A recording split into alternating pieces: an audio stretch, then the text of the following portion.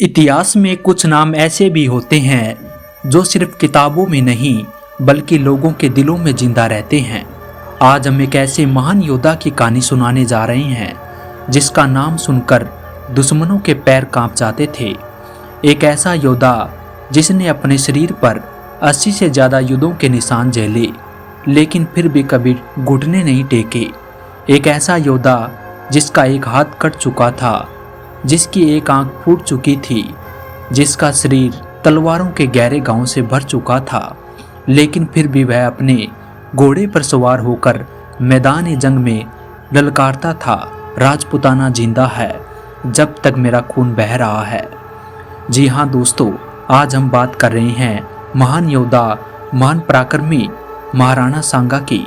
आखिर कौन था ये महान योद्धा? क्यों बाबर तक इनके नाम से डरता था? और क्यों कहते हैं कि अगर यह योद्धा जिंदा रहता तो भारत में कभी मुगल साम्राज्य स्थापित नहीं होता? क्या आप जानते हैं दोस्तों, 1526 में जब बाबर ने पानीपत के मैदान में इब्राहिम लोदी को हराया तो उसने सोचा कि अब हिंदुस्तान में कोई उसे टक्कर नहीं दे सकता, लेकिन बाबर गलत था। दिल्ली की गद्दी पर कब्जा करने वाला बाबर तब तक चैन से नहीं बैठ सकता था जब तक एक नाम उसकी रातों की नींद नहीं उड़ा देता। वो था राणा सांगा। राणा सांगा कोई आम योद्धा नहीं थे, वे राजपुतानों की शान थे। बचपन से ही वे पराक्रमी और निडर थे। क्या आप जानते हैं दोस्तों, जब वे महज 20 साल के थे तो उन्होंने अपने भाइयों के खिलाफ संघर्ष कर मेवाड़ की गद्दी संभाली। जब वे राजा बने तो उनके सामने सिर्फ एक ही लक्ष्य था, राजपुतानों को मुगलों और विदेशी आक्रमणकारियों से बचाना। लेकिन दोस्तों, क्या आप जानते हैं, यह योद्धा सिर्फ ताकत से नहीं बल्कि युद्ध नीति और रणनीति में भी माहिर था। उन्होंने अकेले ही मालवा, गुजरात और दिल्ली के सुल्तानों के खिलाफ मोर्चा खोला। वे न सिर्फ हिंदुस्तान के सबसे ताकतवर योद्धाओं में से एक थे, बल्कि उनकी युद्ध नीति इतनी शक्तिशाली थी कि दुश्मन उन्हें देखकर मैदान छोड़ जाते थे। 1527 का साल था। भारत की धरती पर दो सबसे बड़े योद्धा आमने सामने थे। एक तरफ मुगल सम्राट बाबर और दूसरी तरफ भारत के सबसे बड़ा योद्धा राणा सांगा। बाबर जो तोपों और बंदूकों के दम पर लड़ना जानता था, और वहीं दूसरी तरफ राणा सांगा जो तलवार और भाले से दुश्मनों को मिट्टी चटाना जानता था। लेकिन दोस्तों, क्या आप जानते हैं कि इस युद्ध में क्या हुआ? क्या राणा सांगा ने बाबर को हरा दिया या इतिहास ने एक नया मोड़ ले लिया? अगर आप इस महान योद्धा की पूरी कहानी जानना चाहते हैं तो वीडियो के अंत तक बने रहिएगा, क्योंकि यह कहानी आपको जोश और गर्व से भर देगी। आइए दोस्तों, शुरू करते हैं एक ऐसी वीर गाथा जिसे सुनकर आपका खून भी गर्म हो जाएगा, महाराणा सांगा की अजय वीरता की कहानी। नमस्कार दोस्तों, केडी थॉट्स चैनल पर आप सभी का स्वागत है। हम वीडियो में हर एक शब्द ऐसा है जो आपको पूरे गर्व से भर देगा, आपका खून खोलो उठेगा। ऐसे वीरगाथा की कहानी सुनाने जा रही हैं, तो आप सभी वीडियो के अंत तक बने रहिएगा। तो चलिए दोस्तों, शुरू करते हैं। भारत की वीर भूमि राजस्थान में कई महान योद्धा जन्मे, लेकिन कुछ ऐसे नाम हैं जिनकी गाथाएं इतिहास के पन्नों में अमर हो चुकी है। ऐसे ही एक वीर योद्धा थे महाराणा संग्राम सिंह, जिन्हें दुनिया राणा सांगा के नाम से भी जानती है। एक ऐसा योद्धा जिसकी वीरता की मिसाल पूरे हिंदुस्तान में दी जाती है। एक ऐसा राजा जिसकी तलवार की चमक से दुश्मनों की रूह कांप उठती थी। एक ऐसा सेनापति जिसके नेतृत्व में राजपुतानों ने अपने ताकत का सबसे बड़ा प्रदर्शन किया। लेकिन क्या आप जानते हो दोस्तों, राणा सांगा का जन्म किस राजघराने में हुआ था? कैसे उनका बचपन संघर्षों से भरा रहा और कैसे उन्होंने खुद को एक महान योद्धा के रूप में स्थापित किया? और अब हम राणा सांगा के जन्म और शुरुआती जीवन के बारे में चर्चा करेंगे। पहले राणा सांगा का जन्म 12 अप्रैल 1482 को राजस्थान के चित्तौड़गढ़ यानी कि मेवाड़ के सिसोदिया वंश में हुआ था। उनके पिताजी राणा रायमल मेवाड़ के शासक थे और सिसोदिया वंश की वीर परंपरा को आगे बढ़ा रहे थे। उनका जन्म ऐसे समय में हुआ जब उत्तर भारत में सुल्तानों का शासन था और दक्षिण में अलग अलग राज्यों की आपस में लड़ाइयाँ चल रही थी। भारत में विदेशी आक्रमणकारियों का दौर था, लेकिन मेवाड़ की धरती पर राजपूतानी आन बान और शान हमेशा कायम रही। क्या आप जानते हो, राणा सांगा का जन्म सिर्फ एक राजा बनने के लिए नहीं हुआ, बल्कि एक महान योद्धा बनने के लिए हुआ था। बचपन से ही राणा सांगा को युद्ध की शिक्षा दी जाने लगी। उन्होंने घुड़सवारी, तलवारबाजी, धनुर्विद्या और युद्ध नीति में महारत हासिल की। उनकी वीरता और साहस देखकर महल के सभी लोग कहने लगे कि यह राजकुमार कोई साधारण राजा नहीं, बल्कि एक महान योद्धा बनेगा। लेकिन दोस्तों, राणा सांगा का सफर इतना आसान नहीं था एक महान योद्धा बनने का। उनके पिताजी राणा रायमल के 3 बेटे थे, पृथ्वीराज, जगमाल और खुद राणा सांगा।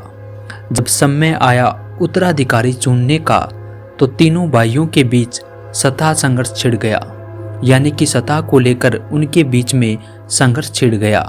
राणा सांगा के भाइयों ने उन्हें खत्म करने की कोशिश की, उन्हें मारने की कोशिश की, साजिश की, लेकिन हर बार वो बच निकले। क्या आपको पता है दोस्तों, सत्ता संघर्ष के दौरान उनकी एक आंख चली गई, लेकिन फिर भी उन्होंने हार नहीं मानी। उन्होंने संकल्प ले लिया कि मैं अपने राज्य और राजपूताने की आन बान के लिए आखिरी सांस तक लड़ूंगा। और इस प्रकार सत्ता संघर्ष खत्म हुआ और 1508 में राणा सांगा मेवाड़ के शासक बने। गद्दी संभालते ही उन्होंने मेवाड़ को एक नई ऊंचाई तक पहुंचाने का संकल्प लिया। वे सिर्फ एक राजा नहीं, बल्कि राजपूत गौरव के प्रतीक बन गए। उनका सपना था कि एक ऐसा मजबूत हिंदुस्तान जहां कोई विदेशी आक्रमणकारी कदम न रख सके। लेकिन क्या यह इतना आसान था? चारों ओर से सुल्तानों और विदेशी ताकतों का खतरा था और दिल्ली, गुजरात, मालवा, खानदेश और अफगानों की नजरें मेवाड़ पर ही थी। लेकिन राणा सांगा कोई आम राजा नहीं थे, वे एक महान योद्धा थे जो हर मुश्किल का सामना करने के लिए तैयार थे।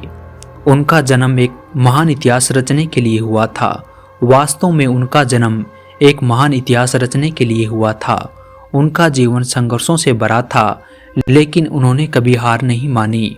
आप सोचो दोस्तों, उनके अंदर बचपन से ही इतनी ताकत और वीरता थी, तो सोचिए जब वो राजा बने तब उन्होंने क्या क्या किया होगा। और अब आगे की कहानी और भी ज़्यादा दिलचस्प होगी दोस्तों। कैसे राणा सांगा ने 80 से अधिक युद्ध लड़े, कैसे वे भारत में मुगलों के लिए सबसे बड़ा खतरा बने।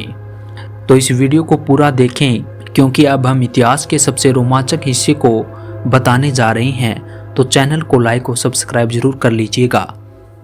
दोस्तों, अब हम 80 युद्धों का महान योद्धा राणा सांगा की वीरता की अमर कहानी बताने जा रहे हैं, जो कि इस कहानी का सबसे दिलचस्प हिस्सा रहेगा। राणा सांगा एक ऐसा योद्धा जिसने अपने जीवन में 80 से ज़्यादा युद्ध लड़े। एक ऐसा राजपूत जिसने अकेले अपने तलवार के दम पर दिल्ली, मालवा, गुजरात और अफगानों की नाक में दम कर दिया। राणा सांगा 1508 में मेवाड़ के राजा बने। तब चारों तरफ उनके दुश्मन थे। दिल्ली, गुजरात, मालवा और अजमेर, खानदेश, हर कोई मेवाड़ को मिटाना चाहता था। लेकिन राणा सांगा ने साफ कह दिया, मेवाड़ झुकेगा नहीं, अब हम हमला करेंगे। राणा सांगा ने सबसे पहले मालवा पर आक्रमण किया और वहां के सुल्तान महमूद खिलजी को हरा दिया। ये युद्ध इतना भयंकर था कि महमूद खिलजी को राणा सांगा ने बंदी बना लिया। लेकिन राजपूती परंपरा के अनुसार उन्होंने महमूद को छोड़ दिया, क्योंकि राजपूत कभी कमजोरों पर वार नहीं करते। लेकिन क्या दोस्तों, मालवा ने राणा सांगा का क्या ये आसान माना? नहीं, महमूद खिलजी ने फिर से हमला किया, लेकिन इस बार भी राणा सांगा ने उसे धूल चटा दी। अब बारी थी गुजरात और दिल्ली के सुल्तानों की। गुजरात के सुल्तान मुजफ्फर शाह द्वितीय ने मेवाड़ पर हमला किया, लेकिन राणा सांगा ने उसे भी पराजित कर दिया। दिल्ली का सुल्तान इब्राहिम लोदी, जो भारत का सबसे ताकतवर शासक माना जाता था, उसने भी राणा सांगा के खिलाफ युद्ध किया। लेकिन क्या हुआ? राणा सांगा ने दिल्ली की सेना को भी चित्तौड़ की धरती पर हरा दिया। उन्होंने इब्राहिम लोदी के सेनापतियों को युद्ध में धूल चटा दी। यह पहली बार था जब दिल्ली का सुल्तान राजपूतों के आगे घुटने टेकने को मजबूर हुआ। राणा सांगा की ताकत बढ़ती जा रही थी। वे अब भारत के सबसे शक्तिशाली राजा बन चुके थे। लेकिन दोस्तों, असली परीक्षा अब थी।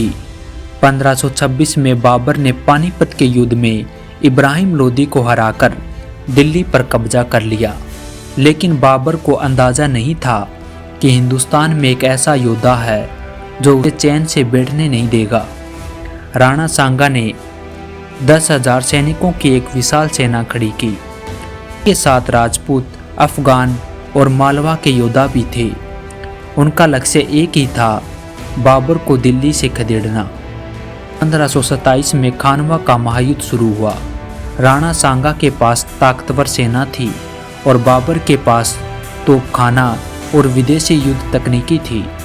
युद्ध का नतीजा साफ नहीं था, लेकिन फिर वो पल आया जिसने इतिहास बदल दिया। लेकिन युद्ध के बीच में राणा सांगा के कुछ सरदारों ने उनका साथ छोड़ दिया। बाबर ने पहली बार जिहाद और गांजी शब्दों का इस्तेमाल किया, जिससे उसकी सेना में नया जोश भर गया और इसी के कारण राणा सांगा को हार का सामना करना पड़ा। अगर राणा सांगा के अपने सरदार धोखा नहीं देते तो आज इतिहास कुछ और होता। दोस्तों, क्या राणा सांगा हार मान गए? नहीं, उन्होंने संकल्प लिया कि वे दोबारा सेना तैयार करेंगे और बाबर को हराएंगे। लेकिन दोस्तों, दुश्मनों ने मैदान जंग में नहीं बल्कि साजिश के जरिए इस महान योद्धा को हराया।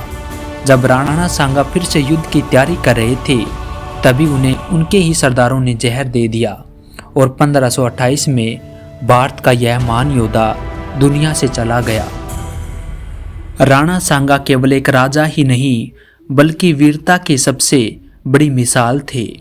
उन्होंने अपने शरीर के घावों की परवाह नहीं की, 80 से ज़्यादा युद्ध लड़े और कभी डर नहीं दिखाया। अगर उनके सरदार विश्वासघात न करते तो भारत में मुगल कभी शासन नहीं कर पाते। उनकी कहानी से हमें यही सीख मिलती है दोस्तों कि हारने के बाद भी हार मत मानो। सच्चे योद्धा आखिरी सांस तक लड़ते हैं। अगर आपको ये वीडियो पसंद आया तो इसे लाइक करें, शेयर करें और चैनल को सब्सक्राइब करना न भूलें। हम आपके लिए इसी तरह का कंटेंट लेकर आते रहेंगे दोस्तों। वीर राणा सांगा अमर रहे। धन्यवाद दोस्तों।